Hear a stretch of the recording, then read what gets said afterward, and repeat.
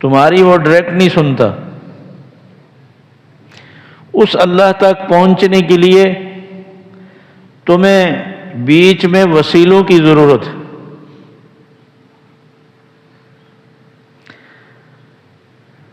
اس کے لیے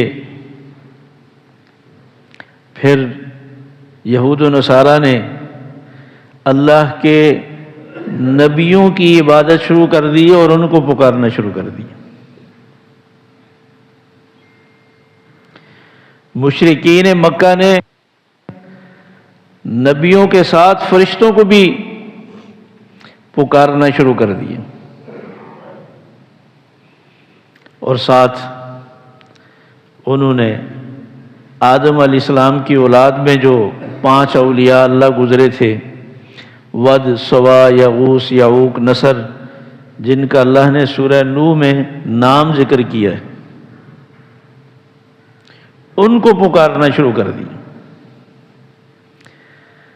کہ انبیاء علیہ السلام بھی اللہ کے برگزیدہ ہیں، اور فرشتوں کے متعلق جو کہنے لگے یہ اللہ کی بیٹیاں ہیں۔ جیسے بیٹیاں باپ کو مجبور کر دیتی ہیں بات ماننے پر، تو فرشتے بھی اللہ کے ایسے پسندیدہ چہیتے ہیں کہ یہ اللہ کو مجبور کر دیتے۔ اور اللہ والوں نے تو دین کے پھیلانے میں جو قربانیاں کی دی، محنت کی، تو اس وجہ سے اللہ ان کی نہیں موڑے گا۔ اللہ تبارک و تعالیٰ نے سب کی نفی کی۔ انبیاء اپنی جگہ پہ، ان کا مقام اور مرتبہ اور شان اپنی جگہ پہ، اس کا انکار نہیں۔ فرشتوں کا مقام اور مرتبہ اپنی جگہ پہ، اس کا انکار نہیں۔ اولیاء اللہ، ان کی شان، مرتبہ، مقام اپنی جگہ پہ، مگر یہ پکارنا یہ تو اللہ کا حق ہے۔ تو اللہ تبارک و تعالیٰ نے فرمایا نہ انبیاء کے اختیار میں کچھ ہے، نہ فرشتوں کے اختیار میں کچھ ہے، نہ اولیاء اللہ کے اختیار میں کچھ ہے۔ تمہارے نفع نقصان کا اختیار ان میں سے کسی کے پاس نہیں ہے۔ وَلَا تَدْعُ مِن دُونِ اللَّهِ مَا لَا يَنفَعُكَ وَلَا يَضُرُّكَ۔ تو جن کے اختیار میں تمہارا نفع نقصان نہیں ہے ان کو مت پکارنا۔ اور یہ خطاب رسول اکرم صلی اللہ علیہ وسلم سے اللہ تبارک و تعالی رسول اکرم صلی اللہ علیہ وسلم سے فرما رہے ہیں، میرے پیارے حبیب، جب آپ کو کوئی تکلیف، پریشانی، مصیبت آئے تو آپ نے پکارنا ہے تو پھر صرف اللہ کو پکارنا ہے۔ اللہ کے علاوہ آپ نے کبھی کسی کو نہیں پکارنا، اس لیے کہ اللہ کے علاوہ کسی کے اختیار میں تمہارا نفع نقصان ہے ہی نہیں۔ اور اگلی بات کتنی سخت فرمائی، فَإِن فَعَلْتَ، اگر آپ نے اللہ کے علاوہ کسی بھی موقع پر انبیاء میں سے کسی کو، فرشتوں میں سے کسی کو، یا اولیاء اللہ میں سے کسی کو پکارا، فَإِنَّكَ إِذًا مِّنَ الظَّالِمِينَ، تو پھر اس وقت آپ مشرکین میں سے ہو جائیں گے۔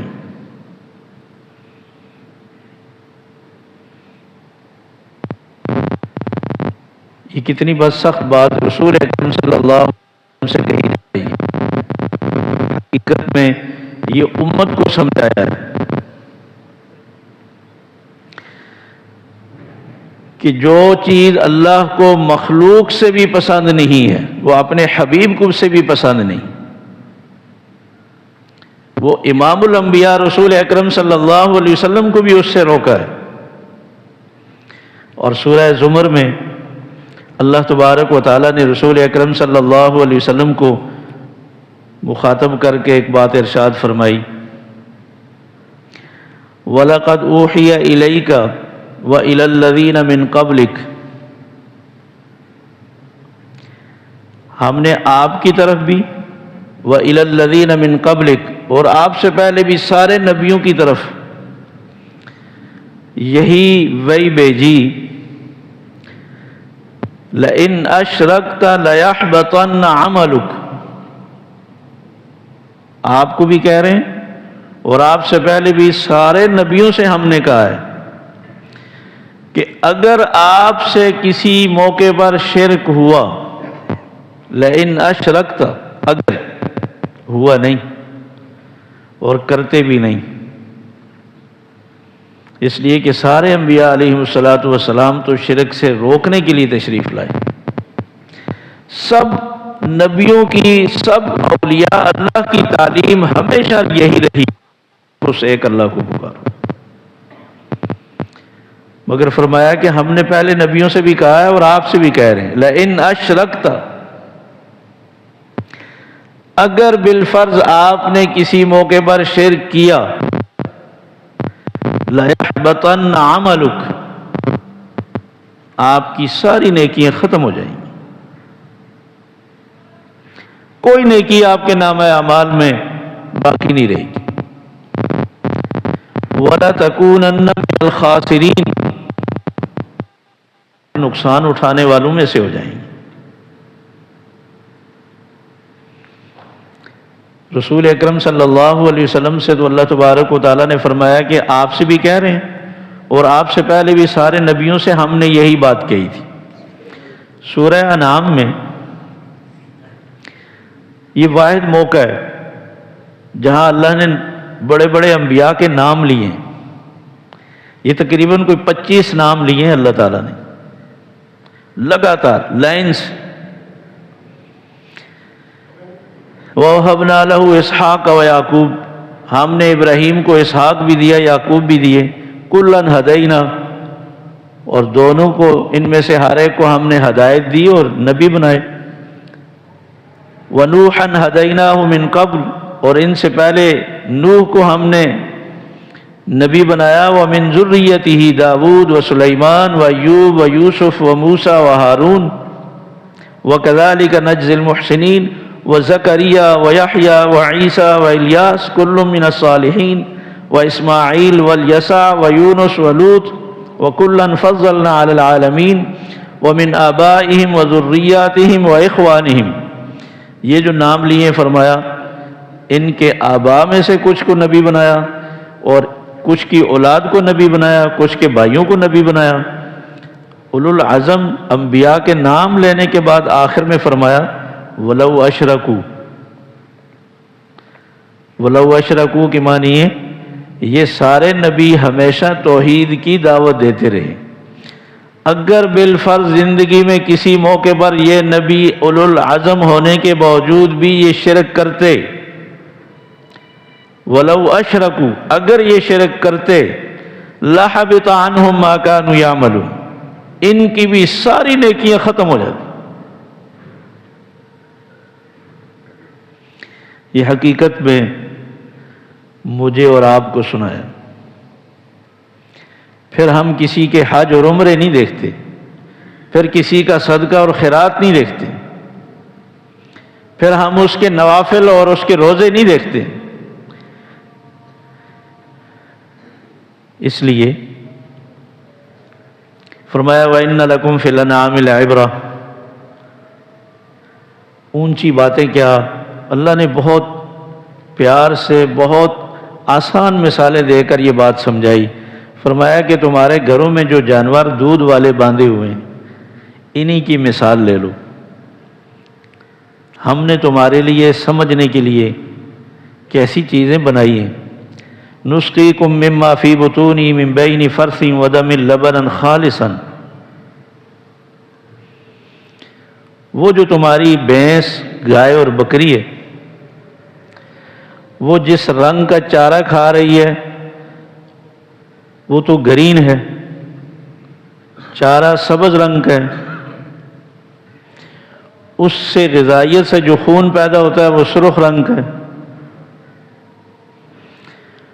اور اندر جو فضلہ بنتا ہے وہ بھی انتہائی بدبودار، اور تمہیں ان کے گوبر سے بھی نفرت ہے، خون سے بھی نفرت ہے، تمہارے لیے ان کا گوبر بھی حرام تمہارے لیے ان کا خون بھی حرام، مگر ہم نے گوبر اور خون کے درمیان میں تمہارے لیے دودھ کا انتظام کیا، اور تمہاری خوراک میں نہ تو ہم گوبر کی بدبو آنے دیتے ہیں اور نہ خون کا رنگ آنے دیتے ہیں۔ ہم نے دونوں حرام اور ناپاک چیزوں سے تمہاری خوراک کو کیسا بچا کر محفوظ رکھا، خالصاً، جس میں نہ خون کی ملاوٹ ہے، نہ گوبر کی ملاوٹ ہے، نہ پیشاب کی ملاوٹ ہے، خالصاً۔ اور اگر خون کی کسی وجہ سے ملاوٹ ہو جائے تو تم سارے دودھ سے نفرت کرنے لگ جاتے ہو، اور اگر گوبر کی ملاوٹ ہو جائے تھوڑی سی تو تمہیں اپنی محبوب غذا سے نفرت ہو جاتی ہے۔ تمہیں پھر یہ نہیں دیکھتے کہ کتنا زیادہ دودھ ہے، اس کو کیسے پھینکیں، تم لحاظ رکھے بغیر تم اسے گرا دیتے۔ تو میری عبادت اور پکار میں بھی جب تم ملاوٹ کرتے ہو نا، تو پھر میں نہیں دیکھتا کہ اس کے روزے کتنے ہیں، اس کی تہجد کتنی ہے، اس کے صدقہ خیرات کتنے ہیں۔ پھر اس شرک کی ملاوٹ کے بعد پھر میں اسے سارا ختم کر دیتا، چاہے وہ کسی نبی کی عبادت ہو، چاہے وہ کسی ولی کی عبادت ہو، چاہے وہ کسی انسان کی عبادت ہو، چاہے وہ کسی جن کی عبادت ہو۔ ملاوٹ والی غذا تمہیں پسند نہیں ہے تو ملاوٹ والی عبادت مجھے بھی پسند نہیں۔ تو اللہ تبارک و تعالیٰ نے سارے نبیوں کے متعلق یہ بات ارشاد فرمائی، اور یہ حقیقت میں اللہ ہمیں سمجھانا چاہ رہے ہیں۔ کسی مقام پر، کسی موڑ پر بھی اگر شرک کیا تو پھر اپنی پچھلی نیکیاں اور عبادات اور ایمان کو بھول جائے۔ کیا ایمان بھی ختم ہو جاتا ہے؟ ایک آیت نازل ہوئی، صحابہ نے جب وہ آیت پڑھی نا تو سارے کانپ اٹھے۔ آیت کا جو ترجمہ تھا وہ تو بظاہر آیت میں فرمایا کہ الذین آمنوا وَلَمْ يَلْبِسُوا إِيمَانَهُمْ بِظُلْمٍ، یہ سورہ نام کی آیت ہے۔ جن لوگوں نے ایمان لایا اور پھر ایمان کے بعد انہوں نے کوئی ظلم نہیں کیا، اولئک ھم الامن وہم مہتدون، ایسے لوگوں کے لیے جنت ہے اور یہ راہ راست پر ہیں۔ صحابہ تو ڈر گئے، انہوں نے کہا کہ ملازمین کے متعلق کبھی ظلم ہو جاتا ہے، کبھی اپنی اولاد اور اپنے گھر والوں کے متعلق زیادتی ہو جاتی ہے، کبھی جانوروں کے بارے میں کوئی زیادتی ہو جاتی ہے، تو ظلم کس سے نہیں ہوتا؟ یہاں تو اللہ تبارک و تعالیٰ نے شرط لگائی ہے کہ ایمان کے بعد کسی سے ظلم نہ ہوا ہو۔ جس نے ایمان لانے کے بعد، کلمہ پڑھنے کے بعد ظلم کیا، اس کے لیے جنت نہیں ہے۔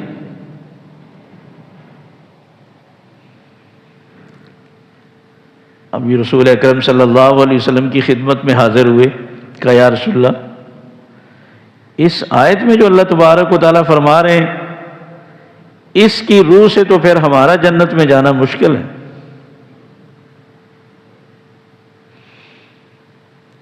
قرآن مجید کو سمجھنے کے لیے صرف عربی جاننا کافی نہیں ہے، رسول اکرم صلی اللہ علیہ وسلم کی احادیث کا جاننا ضروری ہے،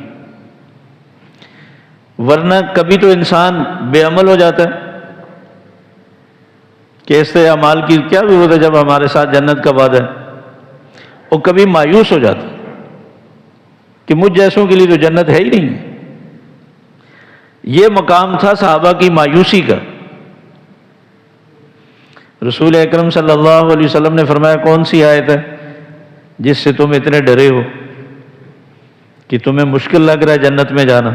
تو یہ آیت پڑھی، الذین آمنوا ولم یلبسوا ایمانہم بظلم، وہ لوگ جو مومن ہوئے اور اس کے بعد ظلم نہیں کیا، اولئک لہم الامن، ان کے لیے ہے جنت کا وعدہ۔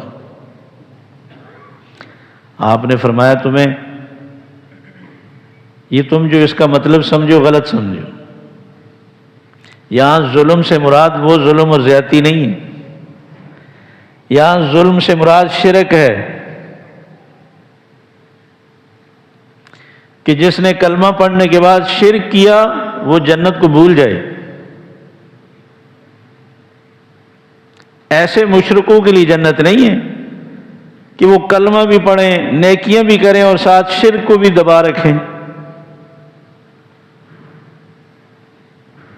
ان کے لیے تو جیسے عیسیٰ علیہ السلام نے اپنے امت سے فرمایا تھا من یشرک باللہ فقد حرم اللہ علیہ الجنہ، یہ اللہ نے انجیل کتاب کا حوالہ دے کر ذکر کیا ہے کہ بنی اسرائیل سے عیسیٰ علیہ السلام نے اللہ تبارک و تعالیٰ کا یہ فرمان سنایا کہ جس نے شرک کیا اس پر جنت ہمیشہ کے لیے حرام، ومأواہ جہنم، ایسے آدمی کا ٹھکانہ جہنم۔ رسول اکرم صلی اللہ علیہ وسلم نے فرمایا کہ یہاں اس ظلم سے مراد شرک، کہ اللہ تبارک و تعالیٰ یہ فرما رہے ہیں کہ جو مسلمان ہونے کے بعد بھی شرک کرے گا اس کے لیے جنت نہیں۔ ایسے مسلمان ہوں کہ پھر شرک سے نفرت کریں۔ اس کا مطلب یہ ہوا کہ مسلمان ہو کر بھی شرک ہو سکتا ہے۔ سورہ یوسف میں فرمایا وَمَا يُؤْمِنُ أَكْثَرُهُمْ بِاللَّهِ إِلَّا وَهُمْ مُشْرِكُونَ، اکثر مومن ہونے کے باوجود بھی شرک کرتے رہتے ہیں۔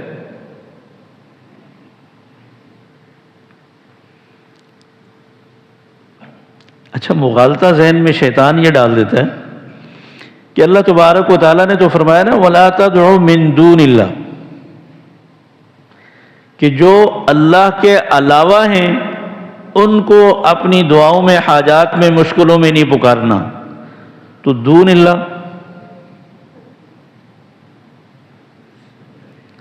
دون اللہ یعنی جو اللہ کے علاوہ ہیں۔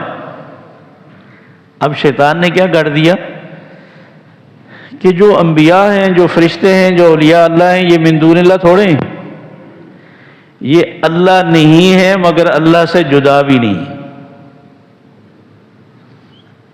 یہ اللہ نہیں مگر اللہ سے جدا بھی نہیں۔ دون اللہ سے مراد تو پتھر ہیں، بت ہیں۔ انبیاء علیہ السلام غیر اللہ میں تھوڑے آتے ہیں، وہ تو اللہ کے غیر تھوڑے ہیں، وہ تو اللہ کے اپنے ہیں۔ اولیاء اللہ اور فرشتے تو اللہ کے غیر نہیں ہیں، اللہ کے اپنے۔ یہ کتنا بڑا مغالطہ ہے شیطان کا کہ قرآن مجید میں تو جہاں بھی اللہ تبارک و تعالیٰ نے شرک سے روکا ہے تو وہاں تو اللہ تبارک و تعالیٰ نے فرمایا اللہ کے غیروں کو مت پکارو۔ سبحان اللہ، اللہ تبارک و تعالیٰ نے قرآن مجید کو ساری کائنات کی ہدایت کا ذریعہ بنایا ہے، اور اللہ کو خوب معلوم تھا کہ شیطان نے لوگوں کو کیسے بہکانا ہے، لوگوں کو کیسے کیسے دھوکے دینے۔ اللہ تبارک و تعالیٰ نے جہاں عیسیٰ علیہ السلام کا ذکر فرمایا ہے اور جہاں حضرت مریم کا ذکر فرمایا ہے نا، عیسیٰ علیہ السلام کے بارے میں اللہ تبارک و تعالیٰ نے فرمایا کل قیامت کے دن میں عیسیٰ علیہ السلام کو طلب کروں گا اور میں ان سے پوچھوں گا۔ فرمایا وَإِذْ قَالَ اللَّهُ يَا عِيسَى ابْنَ مَرْيَمَ، وہ وقت بھی یاد کرو، وہ کیا وقت ہوگا جب اللہ عیسیٰ علیہ السلام سے سوال کریں گے اپنی بارگاہ میں بلا کر، اے عیسیٰ ابن مریم اَأَنْتَ قُلْتَ لِلنَّاسِ، کیا آپ نے لوگوں سے کہا تھا اتخذونی و امی الہین من دون اللہ، کہ مجھے اور میری ماں کو دعاؤں میں پکارا کرو، الہ بنا لو من دون اللہ، اللہ کے علاوہ۔ یہ جو دیر سے آ کر پھر اگلی صفوں میں آتے ہیں نا، یہ کوئی ثواب نہیں ملتا، یہ تکلف ہے۔ یہ بچہ ہے، اس کی غلطی نہیں ہے، یہ ویسے میں مسئلہ بتا رہا ہوں۔ جلدی اگلی صفوں میں آنے کا مطلب یہ ہے کہ آپ جلدی آئیں، دیر سے آ کر پہلی صف میں آ کر کوئی بیٹھ جائے، یہ مطمئن ہو جائے کہ مجھے اب پہلی صف کا ثواب ملے گا، ایسے نہیں ہے۔ اور جلدی آ کر پچھلی صفوں میں بیٹھنا یہ ثواب سے محرومی ہے۔ اگلی صفوں میں بیٹھا کریں، کتنا بڑا اجر و ثواب ہے، اور دیر سے آ کر پھر اگلی صفوں میں پھلانگ کر آنا بہت بڑا گناہ ہے۔ رسول اکرم صلی اللہ علیہ وسلم نے فرمایا کہ لوگوں کی گردنوں کو پھلانگ کر آگے آنے والے اتنے بڑے گناہ اپنے ذمہ لیتے ہیں کہ فرمایا کہ کل قیامت کے دن ان کو پل بنایا جائے گا۔ تو اس لیے ایک تو مجمع بھی ڈسٹرب ہوتا ہے، اور دوسرا کوئی آگے آنے کا فائدہ نہیں ہے، جہاں جگہ ملے وہیں بیٹھ جائے گا۔ تو میں یہ عرض کر رہا تھا کہ عیسیٰ علیہ السلام سے اللہ تبارک و تعالیٰ جو الفاظ کہہ رہے ہیں آپ ان میں غور کریں۔ فرمایا کیا عیسیٰ، آپ نے کہا تھا عیسائیوں سے اتخذونی امی و الہین من دون اللہ،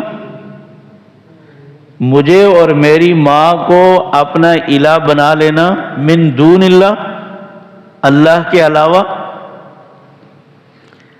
میں جو بتانا چاہ رہا ہوں وہ یہ ہے کہ اللہ تبارک و تعالیٰ عیسیٰ علیہ السلام کو اور حضرت مریم کو فرما رہے ہیں من دون اللہ، کہ یہ بھی اللہ کا غیر ہیں، اللہ ان کے علاوہ ہے۔ عیسائیوں کو یہی تو مغالطہ ہے، وہ کہتے ہیں اللہ عیسیٰ اور مریم کے علاوہ کوئی چیز نہیں ہے، ان تین میں سے کوئی ایک اللہ ہے۔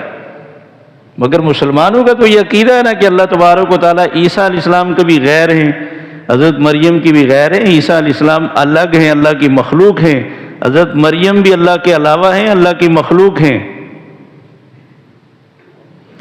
تو جب حضرت عیسیٰ علیہ السلام حضرت مریم بھی من دون اللہ میں اللہ نے ذکر کیے ہیں کہ یہ اللہ کے علاوہ ہیں، اللہ کے غیر ہیں، ان کو پکارنے والے بھی غیر اللہ کو پکار رہے ہیں، تو کیا کسی ولی اللہ کا مقام حضرت عیسیٰ سے زیادہ ہو سکتا ہے؟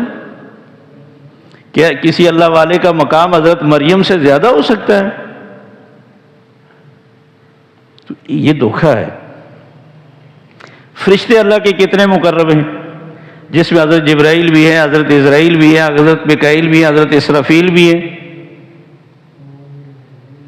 اب میں ان کا بھی بتا رہا ہوں کہ اللہ تبارک و تعالیٰ کیا فرما رہے ہیں سورہ سبا میں، قُلِ ادْعُوا الَّذِينَ زَعَمْتُم مِّن دُونِ اللَّهِ، تم فرشتوں کو اللہ کی بیٹیاں سمجھتے ہو، جن جن فرشتوں کے بارے میں تمہیں خیال ہے کہ ان کو اللہ نے کچھ اختیارات دے رکھے ہیں، تو تم اپنی دعاؤں میں ذرا پکارو ان کو۔ من دون اللہ، جو بھی فرشتے اللہ کے علاوہ ہیں ان کو پکار کے دیکھ لو۔ تو یہاں بھی فرشتوں کو اللہ تبارک و تعالیٰ فرما رہے ہیں من دون اللہ، اور شیطان ہمیں کیا دھوکہ دے رہا ہے کہ دون اللہ، اللہ کا غیر تو وہ ہوتے ہیں جو اللہ کے دشمن ہوں، جو اللہ کے اپنے ہیں، اللہ کو ماننے والے ہیں، جو اللہ کے پسندیدہ اور برگزیدہ ہیں، وہ اللہ کے غیر کہاں سے آئے؟ وہ تو اللہ کے اپنے ہیں، تو اللہ کے اپنے ہیں، لیکن اللہ کی ذات کے تو علاوہ ہیں، وہ اللہ کی ذات میں شامل نہیں ہیں۔ اللہ تبارک و تعالیٰ یہاں اس آیت میں فرشتوں کو غیر اللہ فرما رہے ہیں۔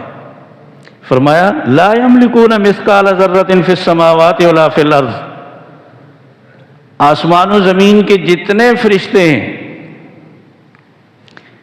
کسی کے پاس بھی ایک ذرہ کے برابر بھی کوئی اختیار نہیں، نہ آسمانوں میں نہ زمین میں۔ لا یملکون مثقال ذرۃ فی السماوات ولا فی الارض، اسرائیل کو، جبرائیل کو، میکائیل کو، اسرافیل کو، باقی بھی جتنے فرشتے ہیں اپنی مرضی سے، اپنے اختیار سے، اپنی چاہت سے ایک ذرے کے برابر بھی کسی کو کوئی نفع نہیں پہنچا سکتے، کسی کو کوئی فائدہ نہیں پہنچا سکتے۔ سبحان اللہ۔ اور پھر اللہ تبارک و تعالیٰ فرما رہے ہیں ان کے پاس اختیار کیوں کرو؟ اختیار تو اس کے پاس ہونا چاہیے جس نے یہ ساتوں آسمان اور ساتوں زمینیں بنائی ہیں، جس نے یہ سارا جہان بنایا ہے۔ تو فرمایا وہ تو میں نے اکیلے نے بنایا۔ فرمایا وَمَا لَهُمْ فِيهِمَا مِنْ شِرْكٍ، فرشتوں کا تو اس میں کوئی حصہ نہیں۔ فرشتوں نے نہ چاند بنایا، نہ سورج بنایا، نہ ستارے بنائے، نہ فضا بنائی، نہ آسمان بنایا، نہ زمین بنائی، نہ دریا بنائے، نہ انہوں نے اجالا پیدا کیا، نہ اندھیرا پیدا کیا۔ ساری کائنات تو میں نے اکیلے نہیں بنائی ہے۔ جب وہ کائنات کے بنانے میں ان کا کوئی حصہ نہیں تو پھر اختیارات کس بات کی؟ اگلی بات، چلیں ساری کائنات میں نے اکیلے نے بنا دی، اب کائنات کو چلانے میں اگر میں مجبور ہوتا، میں محتاج ہوتا، تو یہ فرشتے میری مدد کرتے، میں ان کا محتاج ہوتا، تو پھر میں ان کو اختیارات اپنے بانٹتا، پھر میں ان کو اپنے اختیارات میں شریک کرتا۔ فرمایا وَمَا لَهُ مِنْهُمْ مِنْ ظَهِيرٍ، میں کسی فرشتے کا محتاج نہیں۔ پوری کائنات کے فیصلے کرنے میں، پوری کائنات کا نظام چلانے میں، پوری کائنات کو روزیاں دینے میں، پوری کائنات میں ہر ایک کی دعا اور فریاد سننے میں، ہر ایک کی ضرورت پوری کرنے میں، فرمایا میں کسی فرشتے کا محتاج نہیں۔ یہ جو فرمایا اللہ الصمد، اللہ بے نیاز، کسی کا محتاج نہیں۔ اور سورہ فاطر میں تو فرمایا یا ایھا الناس انتم الفقراء الی اللہ، اے لوگو تم سب اللہ کے محتاج ہو۔ گناہگار بھی اللہ کا محتاج ہے، عبادت گزار بھی اللہ کا محتاج ہے، ولی اللہ بھی اللہ کا محتاج ہے، فرشتے بھی اللہ کے محتاج ہیں، اور سارے انبیاء بھی اللہ کے محتاج ہیں۔ واللہ هو الغنی، اللہ کسی کا محتاج نہیں۔ اللہ کا ہر فیصلہ اپنی مرضی کا ہوتا۔ اللہ تبارک و تعالیٰ اس کائنات کو چلانے میں، اس کو بنانے میں، ہر ایک کی تقدیر لکھنے میں، ہر ایک کے فیصلے کرنے میں اللہ تبارک و تعالیٰ کسی کے محتاج نہیں۔ اس لیے تو رسول اکرم صلی اللہ علیہ وسلم نے فرمایا، صحیح بخاری کی حدیث ہے، جب بھی اللہ سے مانگو اتنے کامل یقین کے ساتھ مانگو کہ جب اللہ کسی کا محتاج نہیں ہے، اللہ مجبور نہیں ہے، اللہ کسی سبب کا بھی محتاج نہیں ہے، اللہ کو پوری قدرت ہے۔ جب اللہ کو پوری قدرت ہے تو اللہ میرا کام تو بنا سکتا ہے۔ تو فرمایا شک کے ساتھ نہیں، کامل یقین کے ساتھ اللہ کو پکارو۔ اللہ کو کوئی مجبور نہیں کر سکتا، مگر اللہ تبارک و تعالی اپنا فیصلہ نافذ کرنے میں کسی چیز کے محتاج نہیں۔ تو فرمایا جو اس کامل یقین کے ساتھ اللہ سے مانگتا ہے، اللہ اس کی دعا ضرور قبول فرماتے ہیں۔ اور ایک بات یہ بھی آپ نے ارشاد فرمائی، جو شک کے ساتھ مانگے گا اس کی اللہ نہیں پوری کرتی۔ مانگتے وقت یہ شک پتہ نہیں قبول ہوگی کہ نہیں ہوگی، پتہ نہیں سنے گا کہ نہیں سنے گا، میرے گناہ بھی تو ہیں، مجھ جیسے گناہگار کی پتہ نہیں سنتا بھی ہے کہ نہیں۔ اچھا پھر یہ بھی شک ہو، پتہ نہیں میری فریاد اس تک براہ راست پہنچ بھی سکتی ہے کہ نہیں، چونکہ بیچ میں کوئی نہیں ہے۔ پتہ نہیں میری آواز، میری فریاد، میرا رونا دھونا اس تک جا بھی سکتا ہے کہ نہیں۔ رسول اکرم صلی اللہ علیہ وسلم اس ساری کائنات میں تمام اولیاء اللہ سے، تمام فرشتوں سے، تمام انبیاء علیہم الصلاۃ والسلام سے، اس پوری کائنات میں اللہ نے جتنی مخلوقات بنائی ہیں سب سے اعلیٰ افضل اگر کسی کا مقام ہے وہ امام الانبیاء رسول اکرم صلی اللہ علیہ وسلم کا۔ اللہ نے جو شان بنائی ہے وہ رسول اکرم صلی اللہ علیہ وسلم کی، بس اس کی کوئی انتہا نہیں۔ امام شیخ سعدی فرماتے ہیں بعد از خدا بزرگ تو ہی قصہ مختصر، اللہ کے بعد اگر کسی کا مقام ہے وہ رسول اکرم صلی اللہ علیہ وسلم کا۔ آپ کے مرتبے اور مقام تک نہ کوئی ولی پہنچ سکتا ہے، نہ کوئی شہید پہنچ سکتا ہے، نہ کوئی نبی پہنچ سکتا ہے، اور نہ کوئی مقرب فرشتہ پہنچ سکتا ہے، مگر اللہ نے اپنے اختیارات اپنے ہی پاس رکھے ہیں، اپنے اختیارات رسول اکرم صلی اللہ علیہ وسلم کو بھی نہیں دیے۔ آپ دیکھیں فرض نماز کے بعد رسول اکرم صلی اللہ علیہ وسلم جو دعا فرماتے، کیا خوبصورت دعا فرماتے تھے، اللہم لا مانع لما آتیت ولا موتی لما منعت۔ اے اللہ، جب تو کسی کو دینے کا فیصلہ کر دے تو پھر تجھے کوئی نہیں روک سکتا، اور جب تو کسی کو محروم رکھنے کا فیصلہ کر دے تو پھر کوئی کائنات کی طاقت اسے کچھ نہیں دے سکتی۔ جب اللہ تبارک و تعالیٰ کسی کی روزی بڑھا دیں کوئی نہیں روک سکتا، جب اللہ تبارک و تعالیٰ کسی کو اولاد نہ دیں کوئی نہیں دے سکتا۔ اب عائشہ صدیقہ رضی اللہ تعالیٰ عنہ کی کوئی اولاد نہیں تھی، ساری زندگی اپنے بھتیجوں کو بھتیجیوں کو پڑھایا اور خوب علم سکھایا۔ جہاں بڑے بڑے فقی مفتی صحابہ گزرے ہیں جن کا فتویٰ جاری ہوتا تھا، اما عائشہ صدیقہ رضی اللہ تعالیٰ عنہ نے جن بچوں کو علوم سکھائے ہیں نا، صحابہ میں ان کے فتوے چلتے تھے، اتنا کامل عامل بنایا ان کو۔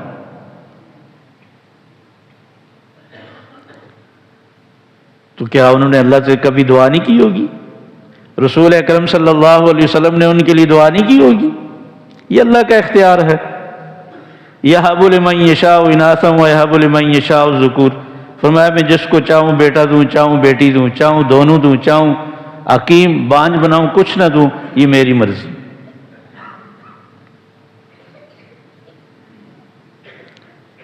صحت کے لیے جب بھی آپ دعا کرتے فرماتے اذهب البأس رب الناس واشف انت شافی لا شفاء الا شفاؤک شفاء لا یغادر سقما، یا اللہ تیرے سوا اس پوری کائنات میں کوئی کسی کو شفا نہیں دے سکتا، تو مجھے شفا دے دے۔ کسی کے لیے دعا کرتے تو یہی دم پڑتے، یا اللہ تیرے سوا کوئی شفا نہیں دے سکتا، تو اس کو شفا دے دے۔ سورہ جن میں اللہ تبارک و تعالیٰ نے، اللہ تبارک و تعالیٰ کو یہ بات بہت اچھی طرح معلوم تھی کہ قیامت تک کیسے حالات پیدا ہوں گے اور کس طرح کے دھوکے شیطان دے کر لوگوں کو کس طرح کے شرک میں مبتلا کرے گا، کہ جو اللہ والے ہیں، جو انبیاء علیہم السلام ہیں، لوگ ان سے مانگنے لگ جائیں گے۔ ابھی ایک مسلمانوں کا قافلہ بغداد پہنچا اور وہاں پیر عبد القادر جیلانی رحمۃ اللہ علیہ کی قبر پر مزار پہ جا کر اردو میں مانگ رہے ہیں، اے پیران پیر، ہم بہت دور سے سفر کر کے آئے ہیں، آپ ہماری جھولیاں بھر دیں، ہمیں محروم نہ کرنا، ہم بڑی امیدیں لے کر آئے ہیں۔ لا حول ولا قوة۔ دیکھیں یہ صرف شان اللہ کی ہے کہ دنیا کی ہر بولی جاننا اور ہر بولی سمجھنا۔ پیر عبد القادر جیلانی رحمۃ اللہ علیہ اردو جانتے تھے، ان کو اردو میں بلا رہے ہیں۔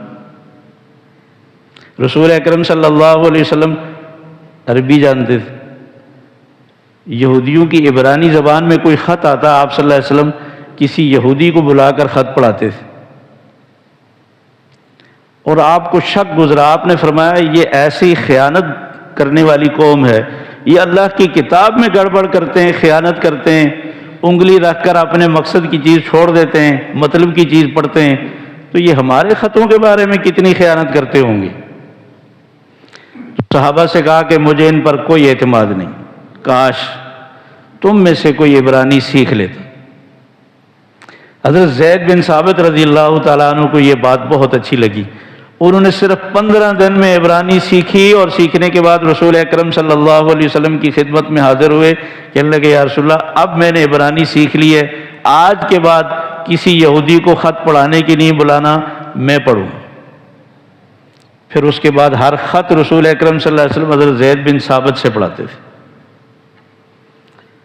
یہ صرف اللہ کی شان ہے، دنیا کی ہر بولی سمجھنا اور اس کو پورا کرنا۔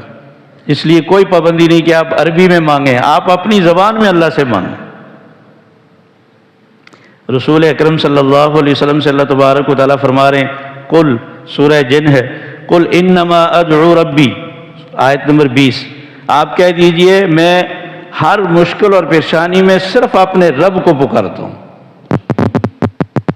میں دکھ اور تکلیف میں صرف اپنے رب کو پکارتا ہوں، ولا اشرک بہ احدا، کسی کو بھی اس کے ساتھ شریک نہیں کرتا دعاؤں میں، کسی کو بھی شریک نہیں کرتا۔ بدر کی دعا دیکھیں نا، آپ نے کیا مانگا، کس سے مانگا؟ حضرت علی رضی اللہ تعالیٰ عنہ کہتے ہیں آپ سجدے میں گرے ہوئے ہیں اور رو رو کر ایسی دعا مانگی، حضرت ابوبکر صدیق آگے بڑھے کہنے لگے یا رسول اللہ بس کر۔ اب آپ کے رونے پر اللہ کو ترس آ گیا اور اللہ کی مدد آ گئی۔ حضرت علی فرماتے ہیں میں نے سنا آپ یا حی یا قیوم، یا حی یا قیوم، یا حی یا قیوم کے الفاظ سے اپنے رب کو پکار رہے تھے۔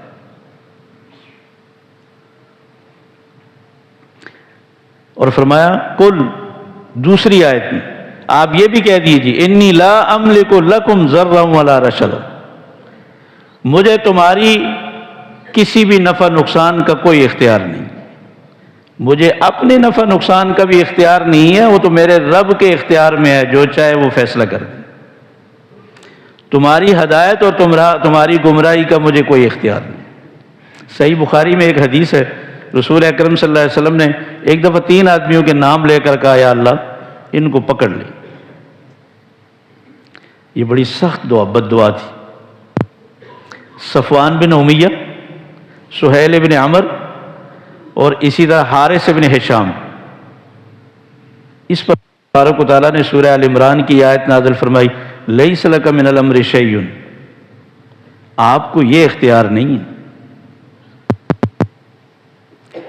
یہ اختیار اللہ کے پاس ہے، کسی کو ہدایت دینا، کسی کو عذاب دے کر محروم کر دینا۔ اور عجیب اللہ کی شان دیکھیں، یہ تینوں بعد میں مسلمان ہو گئے تھے۔ صفوان بن امیہ بھی مسلمان ہو گئی، سہیل بن عمر جس نے صلح حدیبیہ کے موقع پر مذاکرات کیے تھے وہ بھی مسلمان ہو گیا، اور حارث بن ہشام بھی مسلمان ہو گئے۔ تو اللہ تبارک و تعالیٰ نے فرمایا میرے حبیب یہ اختیار اللہ کا۔ تو اللہ نے اپنے اختیارات جب رسول اکرم صلی اللہ علیہ وسلم کو نہیں دیے تو پھر مخلوق میں کس کا مقام ہے کہ جس کو اللہ اپنے اختیارات حوالے کر دیں گے؟